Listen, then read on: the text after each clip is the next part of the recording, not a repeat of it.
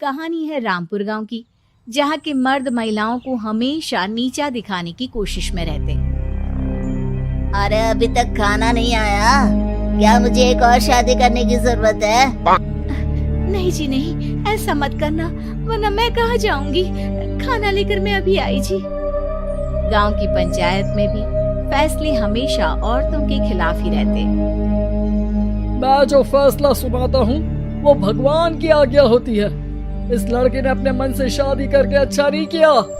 लड़के को घर भेज दो और इसकी शादी इसकी जाति के किसी लड़के से करवा दो। लेकिन ये लड़की, इसे तो गांव के बाहर निकाल दो। नहीं नहीं जमींदार साहब, ये क्या बोल रहे हैं? ऐसा नहीं हो सकता। मेरी बेटी मासूम है, इसे अच्छे बुरे की समझ नहीं है। अरे कहाँ जाएगी ये बेचारी? कहाँ जाएगी? इतनी चिंता है तो पूरे परिवार का गांव निकाला कर देते हैं। बेचारी, पूरे बसे बसाए परिवार को गांव छोड़ना पड़ता है। चाहे जो हो, अगर बेटियों को कंट्रोल नहीं कर सकते तो गांव में रहने का कोई मतलब नहीं है। यहाँ औरतों को दब कर रहना होगा। कोई भी अपने हिसाब से कुछ नहीं कर सकता, सब ईश्वर की मर्जी से ही होगा। तभी गांव का एक आदमी दौड़ा दौड़ा आता है। सरपंच साहब, जमींदार साहब, वो कालिया है ना, उसकी बेटी पढ़ने के लिए शहर जा रही है। अच्छा, ये कब हो गया? और कालिया की हिम्मत कैसे हो गई ऐसा करने की? लेकर आओ उसे और उसकी बेटी को। बस फिर क्या था, हाजिर हो जाते हैं कालिया और उसकी बेटी सरपंच के सामने। अरे कालिया, ये क्या सुनने में आ रहा है? बेटी को इंजीनियर बना रहा है तू? और ये बता, गांव में तो स्कूल नहीं है, फिर कहां से इतनी क्लास पास कर गई तेरी बेटी? राधा, जो कि कालिया की बेटी है, उसे लगता है कि सरपंच उसकी तारीफ कर रहे हैं। सरपंच जी, मैंने ऑनलाइन पढ़ाई की है, डिस्टेंस लर्निंग से। सभी में मैंने अच्छे नंबर पाए हैं, जिसे देखते हुए शहर की इंजीनियरिंग कॉलेज में मुझे स्कॉलरशिप मिली है। वाह जी वाह, क्या होती है ये? पहले तो ये बताओ, फिर आगे की बात करते हैं। पूरा गांव राधा की बात सुन रहा था और राधा बोलती जा रही थी। तो ऐसे मैं फ्री में एक अच्छी शिक्षा लेकर गांव में जो कुछ परेशानियां हैं, जैसे बिजली, पानी और इंटरनेट जैसी समस्याओं के लिए काम करूंगी। मैं गांव को शहर से जोड़ने के लिए पुल का निर्माण करवाने का प्रस्ताव रखूंगी। मुझे पूरी उम्मीद है कि जल्द ही हमारा गांव भी तरक्की की राह पर चल पड़ेगा।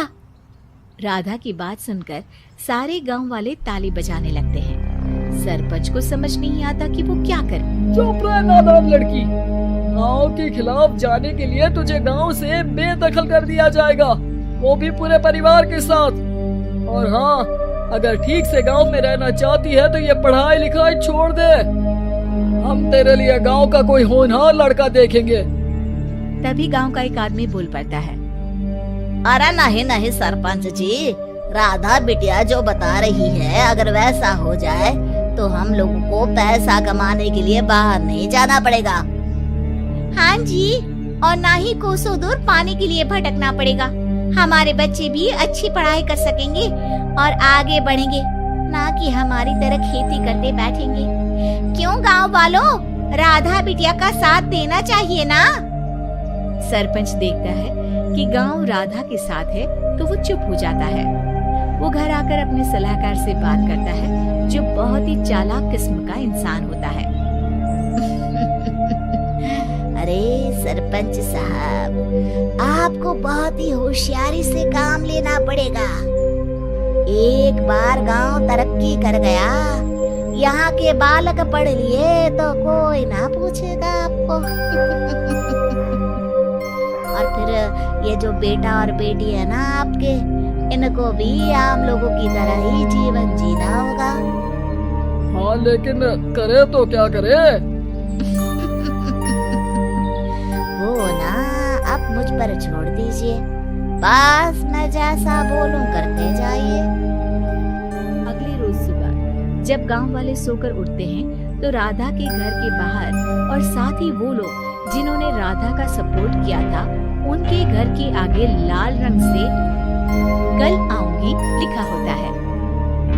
कल आऊंगी, ये क्या होता है? अरे यह तो खून से लिखा है, लगता है कोई भूत प्रेत या चुड़ैल का साया है। चलो सरपंच जी के पास चलते हैं। सभी सरपंच के पास जाकर उसे सारी बात बताते हैं। अरे ये तो बड़ी मुश्किल की बात है। चलो मैं एक बाबा को जानता हूँ, उन्हें बुला लेता हूँ। सरपंच बाबा को लेकर गांव के घर के बाहर जाता है। ओहो, तो ये वो चुड़ैल है जो उन लोगों को निशाना बनाते हैं जो गांव को बदलने का सपना देखते हैं। वो गांव को ऐसे ही संपन्न देखना चाहती है, वो नहीं चाहती कि कोई बाहरी यहाँ का कायाकल्प करे। क्या तुम लोगों में से किसी ने गांव को बदलने की सोच रखी है? तभी राधा की माँ रोते रोते आती है। मेरी राधा घर से गायब हो गई है। अरे कोई तो बचाओ, मेरी बच्ची कहाँ गई?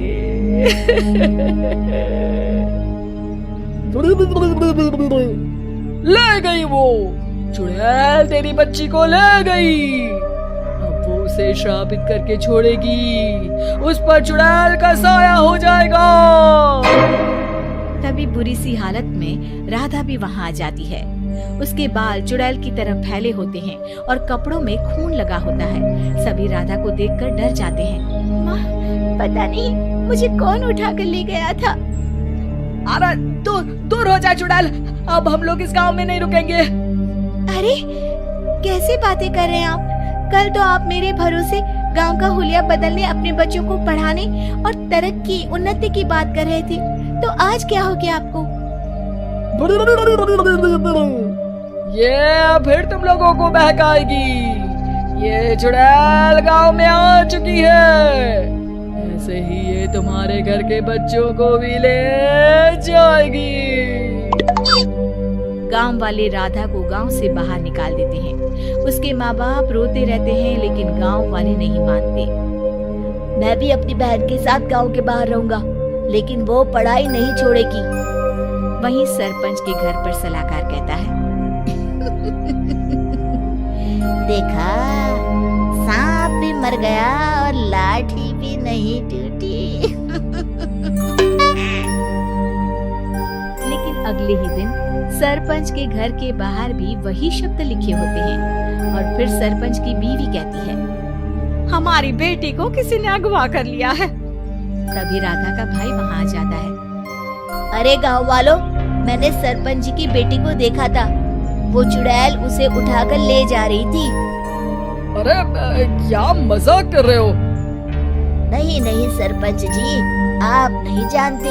वो चुड़ैल अब आपकी बेटी में आ जाएगी, जैसे राधा के अंदर आ गई थी। तभी सरपंच की बेटी वैसी ही हालत में वहाँ आती है जैसे राधा आई थी। पापा, पता नहीं कैसे मैं गायब हो गई थी। चुड़ैल, इसके अंदर भी चुड़ैल का साया है, मारो इसे। अरे नहीं नहीं, इसे भी राधा के पास गांव के बाहर ही भेज दो। अरे चुप रहो, मेरी बेटी कहीं नहीं जाएगी और चुड़ैल वुड़ैल कुछ नहीं होता है। अरे कैसे बात कर रहे हो सरपंच जी? आप तो बोल रहे थे कि आपका फैसला भगवान का ज्ञान होता है, तो अपने पर बात आई तो अब आप ऐसे बोल रहे हैं। अरे ना ना ना, आपको अपनी बेटी को त्यागना ही होगा। अरे बुलाओ बाबा को। राधा का भाई बाबा को ले आता है, जिसे अब गांव वालों के डर के कारण सच बोलना पड़ता है। मैं कोई बाबा नहीं हूँ, मैं तो मोची था। ये सलाहकार महोदय ने मुझे कहा था एक्टिंग करने को। वो मुझे पैसे देने वाले हैं। अब मुझे माफ कर दो। गलती हो गई, मुझे माफ कर दो। तभी वहाँ राधा आ जाती है। देखा सरपंच जी, जब गांव के बच्चे साक्षर होंगे तो आप जैसे लोगों की चालाकी नहीं चलेगी।